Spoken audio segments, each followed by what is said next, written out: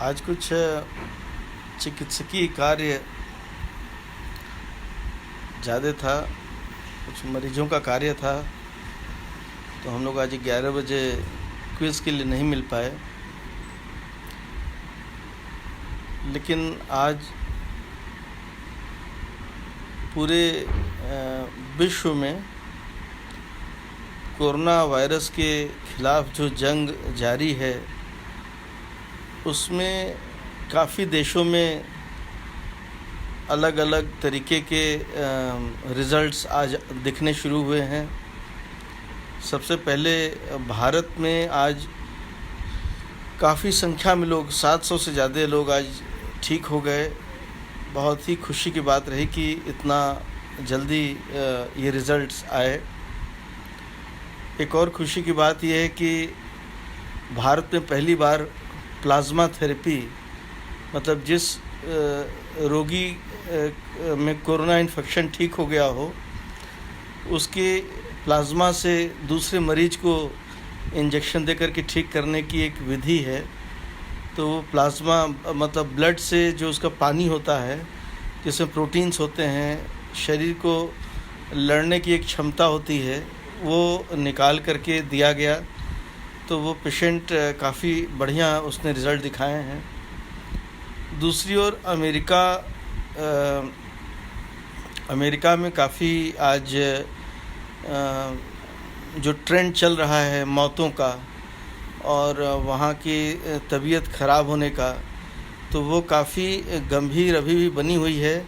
आज मेरी अमेरिका से पिछले एक हफ़्ता से वहाँ के हमारे जो मित्र हैं उनसे बात हो रही है, तो सभी लोग लगभग एक ही बात कह रहे हैं कि आप सारे लोग जो सोशल डिस्टेंसिंग की बात हो रही है, लेकिन कुछ जगहों पर सोशल डिस्टेंसिंग अमेरिका में लागू नहीं है। कई स्टेट्स हैं जहाँ बीचेस वगैरह ओपन कर दिए। गलती किया, शुरुआती गलती की।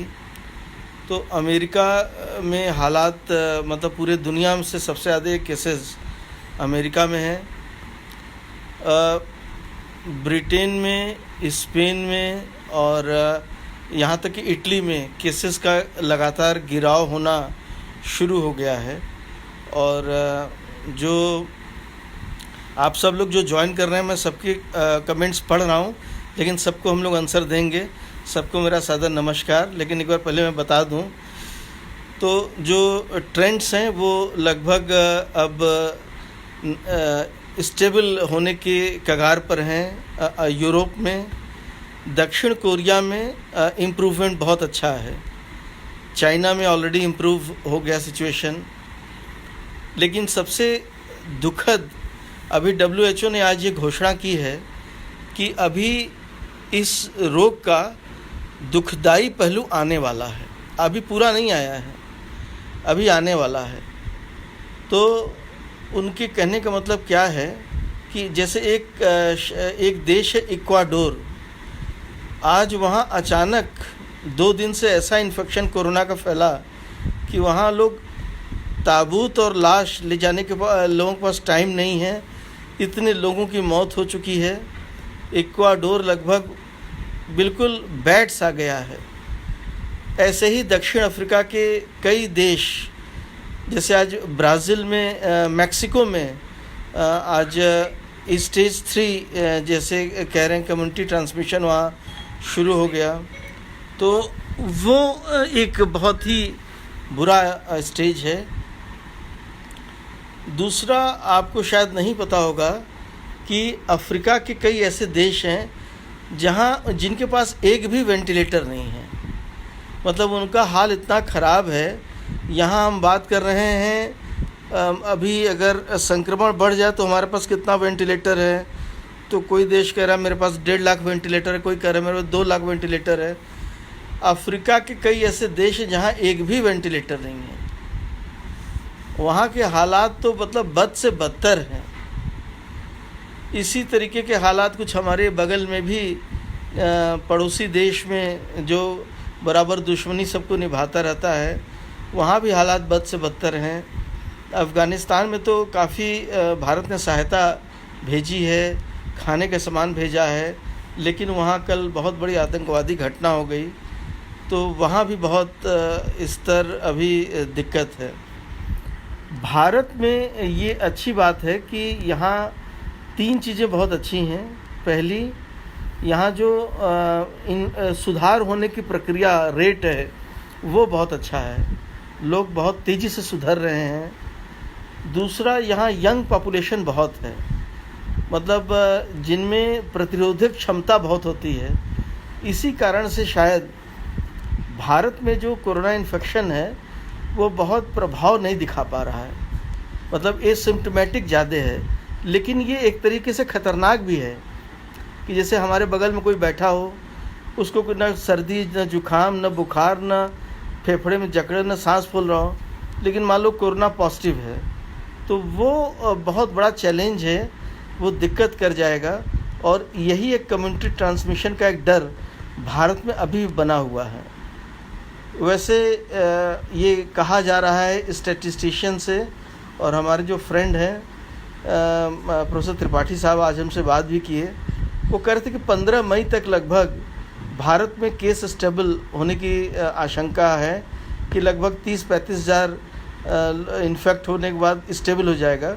लेकिन ये जो एसिम्प्टोमेटिक मरीज़ हैं जिनके बारे में कुछ पता नहीं लग रहा है, ये ज़्यादा प्रॉब्लम है और ये बहुत बड़ा नुकसानदेह ये करेंगे। तीसरा जो सबसे इम्पॉर्टेंट फैक्टर है भारत में, जो पूरा विश्व अभी खोज रहा है कि क्या भारत के लोगों की वो इम्यूनिटी की बनावट बहुत अलग है क्या।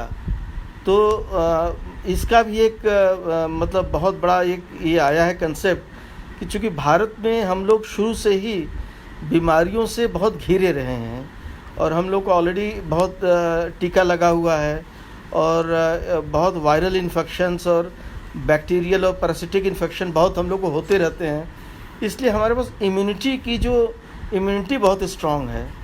तो एक ये कारण है कि भारत में मतलब अपार्ट फ्रॉम सोशल डिस्टेंसिंग और लॉकडाउन, भारत की जो संरचना इम्यूनिटी की वो बहुत अच्छी है, और शायद इसी कारण भारत इस लड़ाई में एक अग्रणी भूमिका पूरे विश्व में निभा रहा है।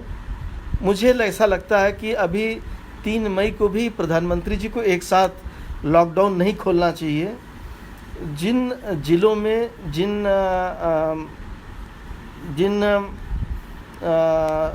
स्टेट्स में अभी इन्फेक्शन नहीं है, वहाँ आप खोलिए भी तो वहाँ बाहर से किसी को एंट्री मत करने दीजिए।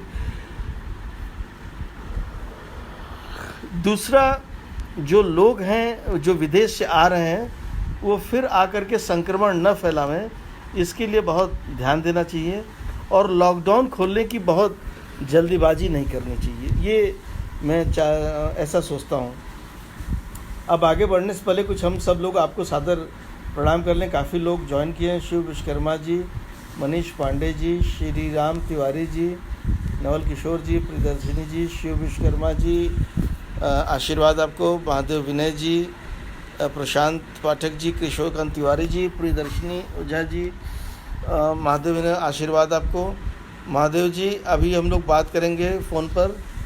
नवल किशोर जी, अरुण चौबे जी, आशीर्वाद, तन्मय दुबे जी, आज देर इसलिए क्योंकि मुझे जाना था एक हॉस्पिटल में, कुछ चिकित्सकीय परामर्श देना था। निशाद जी, पंकज जी, मयंक जी और त्रिपाठी जी, मेरी वाइफ ने ज्वाइन किया है, चंद्र प्रकाश जी, दीपक अग्रवाल, प्रवीण तिवारी जी, मनीष चौबे जी, चंद्र प्रकाश तिवारी जी, किशोर कांत जी, दुष्यंत चंद्रवंशी जी, धीरेन्द्र मुदगल जी, सुनील जी, आनंद सिन्हा जी, रजत श्रीवास्तव जी, मानवेंद्रपति त्रिपाठी, मनमीत सिंह सेतुपति जी, डॉक्टर सूर्यवास पांडे जी, अफसर खान जी, देवेंद्र कुमार पांडे, पीपी आनंद मिश्रा जी, अफसर खान जी, विजय मिश्रा जी, कन्हैया दुबे केडी जी। कैसे कन्हैया जी, आपका पढ़ा सुना तो बहुत बढ़िया कार्यक्रम। अमित निगम जी, प्रशांत, राहुल, इंद्रभूषण शर्मा जी, शाश्वत जी और दालचंद शर्मा। देखिए बहुत ही बढ़िया लगा, दालचंद जी भी आ गए हैं। तो ये मैं कहना चाहता था कि आप लोग भी इस चीज़ को थोड़ा अपने घर में भी आप लोग ऐसा प्रैक्टिस करिए कि जैसा प्रधानमंत्री जी ने भी सबको कहा कि इम्यूनिटी बढ़ाना चाहिए, तो रोज़ टहलना चाहिए। जिसके पास आपके मोबाइल फ़ोन में अगर आपका फुट काउंटर है जो आपके स्टेप्स गिनता हो, तो कल जब आप लोग मिलिएगा तो मुझे 3 चीज़ें ज़रूर बताइएगा कि क्या आपने आज 10,000 कदम चले, मिनिमम 10,000 कदम रोज़ चलिए। क्या आज आपने हरी सब्जी खाई, हरी सब्जी रोज़ खाइए। क्या आपने खट्टा फल कोई खाया, संतरा, नींबू, कोई आपने कुछ लिया। क्या आपने प्रॉपर प्रोटीन डाइट लिया, क्या आपने काढ़ा लिया, और क्या आपने च्यवनप्राश का उपयोग किया। तो जो ये क्विज़ ग्रुप है, इनसे मैं ज़रूर कल पूछूंगा कि क्या आपने ये कार्य किए। जो 10,000 स्टेप मैं कह रहा हूँ, तो 10,000 स्टेप अगर कोई रोज़ चल ले अपने मोबाइल से, उसमें आजकल काउंटर आता है, तो अगर कहीं बाहर जाने का मौका मिले तो अपने घर में ही चलिए। सुबह 1 घंटा, शाम को 1 घंटा, 2 घंटे चल लीजिए, टहल लीजिए, सीढ़ी चढ़ उतर लीजिए। कोई पनिशमेंट नहीं है, ये आपकी इम्यूनिटी बढ़ाने का एक बहुत बड़ा ज़रिया है। और दूसरा जो सबसे इम्पॉर्टेंट है कि जो ये कहा जा रहा है कि इसका कोई दवाई निकल आया है, क्लोरोक्विन और तमाम दवा का लोग नाम बता रहे हैं, अभी इस रोग का कोई दवा नहीं है। अभी ये पता नहीं लग रहा है कि ये कोरोना इन्फेक्शन का रूप कैसा है। ऑस्ट्रेलिया में अलग है, वो उधर अमेरिका में अलग है, भारत में अलग है। अब उसी में तमाम लोग हिंदू मुस्लिम करने लग रहे हैं, जो कि बहुत गलत बात है। मतलब ये कोई किसी धर्म जाति को देखता नहीं, और इसके लिए सबको एकजुट होना चाहिए। कल मैंने ट्विटर पर लिखा था कि कोरोना से तेज तो घृणा फैल रही है। तो ये बहुत ही शर्म की बात है कि देश में ऐसी चीज़ है। दूसरा जो एक इम्पॉर्टेंट चीज़ है कि गौतम गुप्ता जी भी जुड़ गए हैं जौनपुर से, मनीष बघेल जी, आनंद सिंह जी, प्रांशु उपाध्याय जी। जो दूसरा सबसे इम्पॉर्टेंट चीज़ है कि कोरोना के इन्फेक्शन का आज जो डर बना हुआ है, तो मैं सुबह दोपहर शाम जब हॉस्पिटल आता जाता हूँ तो मुझे कहीं पुलिस नहीं दिखती है, लेकिन लोग घरों के अंदर चुपचाप दुबके पड़े हैं। तो लोगों के मन में एक आत्मविश्वास है कि हम अगर घर में रुके रहेंगे, सोशल डिस्टेंसिंग करेंगे, तो कोरोना नहीं आएगा। तो मुझे मेरा सलाम है ऐसे बनारस के वासियों से कि जिन्होंने इतनी संयमित जीवन बिताया। तो कल आप एक तो ये मुझे बताएंगे कि आपने 10,000 स्टेप चले कि नहीं, आपने पौष्टिक आहार खाया कि नहीं, आप अगर घर पर अभी नहीं रहते थे, अब लॉकडाउन में रह रहे हैं, तो आपने सुबह झाड़ू लगाया कि नहीं, आपने बर्तन मांजे कि नहीं, आपने कुछ नया डिश सीखा कि नहीं। तो ये सारी चीज़ें कल हम लोग इस पर डिस्कस करेंगे। और विकास शर्मा जी कह रहे हैं कि काशी में किस तरीके से क्या किया जाए कि हमारी काशी इस वायरस से सुरक्षित रहे, लोग क्या क्या करें कि ताकि परिवार बच सके। बहुत बढ़िया क्वेश्चन पूछा इन्होंने कि क्या क्या करें। और देखिए आशीष महर्षि जी आ गए हैं। आशीष जी ने मुझे आज एक रामायण की चौपाई भेजी थी, जिसमें कई लोग चमगादड़ के नाम की व्याख्या किए जा रहे हैं, उस पर भी हम लोग चर्चा करेंगे अभी। तो सबसे पहले ये जो प्रश्न पूछा है विकास शर्मा जी ने, तो बनारस के लोगों से मेरा केवल ये कहना है कि बनारस के जिलाधिकारी इस समय बहुत ही अच्छे व्यक्ति हैं, वो सुलझे व्यक्ति हैं। मैं उनके कार्य करने का जो तरीका है वो मुझे बहुत अच्छा लगता है। यहाँ के जो कमिश्नर हैं बहुत ही अच्छे सुलझे व्यक्ति हैं, और जो यहाँ के म्यूनिसिपल कमिश्नर हैं एकदम डाउन टू अर्थ आदमी, गौरांग जी। पुलिस प्रशासन की भी तमाम सहयोग सबको मिल रहा है। तो मेरा केवल ये कहना है कि जो प्रशासन कह रहा है, जैसे जिस जोन को रेड जोन घोषित कर दिया वहाँ सबको रोका जा रहा है, वहाँ सबको ये एक्टिविटी न करिए। फिर कंटेनमेंट जोन में वहाँ कुछ बंदिशें हैं। जो बाकी शहर है, तो ये नहीं कि कल से हम लोग घूमने लगे, हम लोग भी रिस्क पर हैं। तो रिस्क कैसे दूर होगा? देखिए, एक तो इन्फेक्शन से डरना नहीं है, उससे बचना है। दूसरा, इन्फेक्शन से अगर किसी को हो गया तो वही बचेगा जिसकी इम्यूनिटी स्ट्रांग रहेगी, जो अंदर से मजबूत है, जो खाया पिया रहेगा वो खुश रहेगा। और च्यवनप्राश, पौष्टिक आहार, हरी सब्जी, ये सब खाइए और वही बच पाएगा, वही इस बीमारी से लड़ पाएगा। कन्हैया दुबे जी, केडी जी कह रहे हैं कि लॉकडाउन में 10,000 कदम कैसे चलें। अब देखिए 10,000 कदम चलने के लिए मेरा आपसे 2 सुझाव है।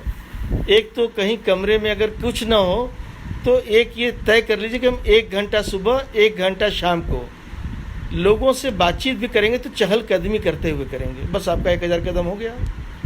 अगर सीढ़ी है तो सीढ़ी चढ़ उतर लीजिए। अगर कुछ भी नहीं है तो अपने कमरे के इस कमरे से उस कमरे, भले थोड़ा सा लोगों को डिस्टर्ब हो लेकिन आपका स्वास्थ्य बना रहेगा। और लोगों को भी प्रेरित करिए समय समय पर, और लोग भी थोड़ा टहलते रहें। घर बैठे बैठे बाद में क्या होगा कि आदमी घर से निकल ही नहीं पाएगा, इतना मोटा हो जाएगा। तो टहलिए। दूसरा, विवेक दीक्षित जी ने लिखा है। देखिए विवेक दीक्षित जी एम्स के बहुत अच्छे साइंटिस्ट हैं, हमारे छोटे भाई हैं। इन्होंने लिखा है, पर्याप्त मात्रा में विटामिन डी लेने से न केवल शरीर की प्रतिरोधक क्षमता को बढ़ाया जा सकता है बल्कि इससे इन्फेक्शन कंट्रोल करने में मदद मिलेगी। देखिए विवेक जी देश के बड़े साइंटिस्ट हैं, उनका ये एडवाइस सबको ही मानिए। विटामिन डी खूब लीजिए, सुबह सुबह की धूप भी सबको सेकनी चाहिए। शाकाहारी व्यक्ति को कम खतरा है, क्या यह सही है? देखिए ऐसा कोई स्टडी अभी नहीं आया है, लेकिन ऐसा कहा जा रहा है कि शाकाहारी व्यक्ति को इन्फेक्शन कम होता है क्योंकि वो पका हुआ चीज़ ज़्यादा खाता है। शाकाहारी चीज़ें पकाई जाती हैं, जैसे आपने टमाटर पकाया, आपने आलू पकाया। अब देखिए हमारे साथ कैलाश भट्टर जी भी हैं और तमाम हमारे क्विज़ फ्रेंड्स हैं, लेकिन आज क्विज़ हम लोग नहीं कर रहे हैं क्योंकि बहुत देर हो गया था।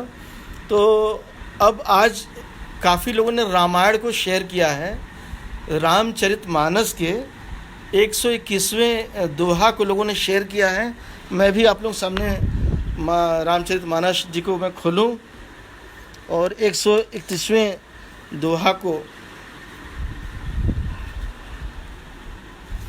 इसमें लोगों ने कहा है कि चमगादड़ आएगा और क्या खराब करके लिए योगा बेनिफिशियल है। बिल्कुल सही कि मनीष सिंह जी बघेल जी, योगा बेनिफिशियल है। अब थोड़ा देखा जाए, पहले इधर लोग कह रहे हैं चमगादड़ के बारे में कहा गया है।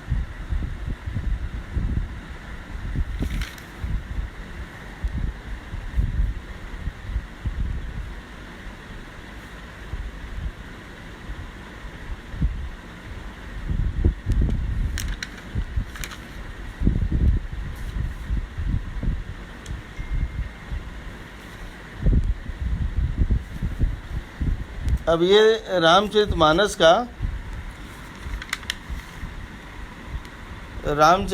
जी का ये देखिए 121वां चौपाई है।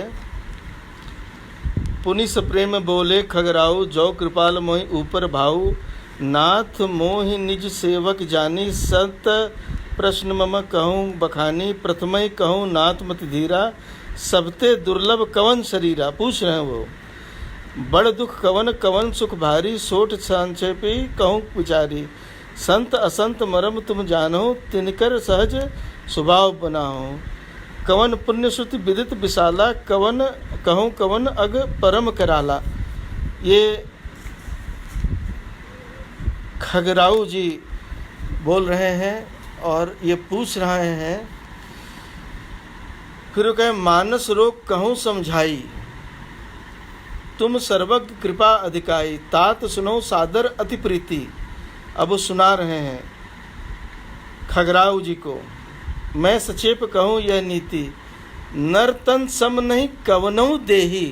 मतलब नर तन व्यक्ति मनुष्य के तन जैसा कोई शरीर नहीं है। नरतन नहीं कवनऊ देही, जीव चराचर जाचत ते ही, नरक स्वर्ग अपवर्ग निसैनी, ज्ञान विराग भगत शुभ देनी, सो तनु धरि हरि भजन नर जे नर, होई विशद रत मंद मंदतर, कांच किरच बदले ते लेही, करते डारि परस मनि देही, नहीं दरिद्र सम दुख जग माही। ये देखा है कि नहीं दरिद्र जैसा कोई दुख नहीं है, संत मिलन सम सुख जग नाहि, पर उपकार बचन मन काया, संत सहज सुभाय खगराया।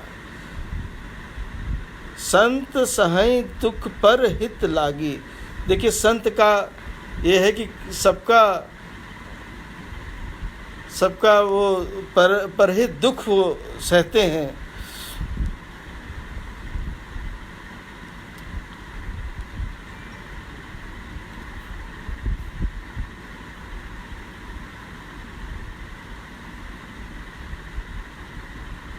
सबका दुख सहते हैं।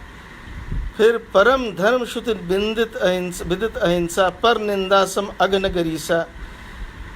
पर निंदा नहीं करनी चाहिए। हर गुरु निंदक दादुर होई, जन्म शस्त्र पावतन सोई, द्विज निंदक बहु नरक भोग करी, जग जन्मई बायस शरीर कौआ बन जाएगा। सुर सुति निंदक जे अभिमानी, रौरव नरक परहि ते प्राणी। ये जान लीजिए, सुर सुति निंदक जे अभिमानी, हो ही उलूक संत निंदारत, मोह निशा प्रिय ज्ञान भानुगत, सबके निंदा जे जड़ करहीं, तेज चमगादुर होई अवतरहीं। सुनो तात अब मानस रोगा, जिनके दुख पावहीं सब लोगा, मोह सकल व्याघन कर मूला, तिनके पुनि उपजऊ बहुसूला। काम बात कप लोभ अपारा, क्रोध पित्त नित छाती जारा, प्रीत करें जे तनो भाई, उपजाओ सन्पात दुखदाई। विषय मनोरथ दुर्गम नाना, ते सब सूल नाम को जाना। ये सबको कह दिए कि दादुर। और तो इसमें हम लोग कल इसकी और डिस्कशन करेंगे। ये ऐसा नहीं है कि चमगादड़ का इसमें ये यहाँ आ गया, चूँकि आज रात काफ़ी हो गई। इस पर कल हम लोग क्विज़ के पहले डिस्कशन भी करेंगे। संतोष मंडनवाल जी कह रहे हैं सर COPD पेशेंट खट्टे फल खा सकते हैं क्या? मुझे लगता है कि COPD पेशेंट को बहुत संयम बरतना चाहिए, अपने खाने पीने में बहुत चेंज नहीं करना चाहिए। जो खा रहे हैं वो खा रहे हैं।